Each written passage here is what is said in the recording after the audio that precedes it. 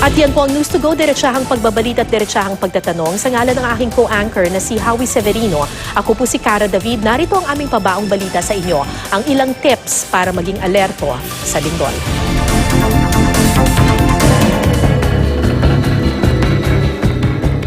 Kung nasa loob ng isang matibay na gusali, manatili sa loob. Tumayo sa ilalim ng hamba ng pintuan o magtago sa ilalim ng matibay na mesa. Mag-duck, cover, and hold. Kung nasa labas, pumunta sa isang ligtas at bukas na lugar. Kung nagmamaneho, itabi at ihinto ang sasakyan. Lumayo sa mga poste ng kuryente, pader at iba pang istruktura na maaaring bumagsak. Huwag manatili sa mga gusaling may mga salaming mababasag. Huwag tumawid sa tulay. Kung nasa gilid ng bundok o dalisdis, agad lumayo sa maaaring guhuan ng lupa. Kung nasa tabing dagat, tumakbo palayo sa dagat. Hanapin ang pinakaligtas na daan. Huwag mag-unahan sa paglabas ng gusali.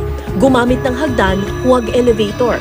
Patayin ang linya ng tubig o kuryente kapag may diferensya na. Sumunod sa mga regulasyong pangkaligtasan.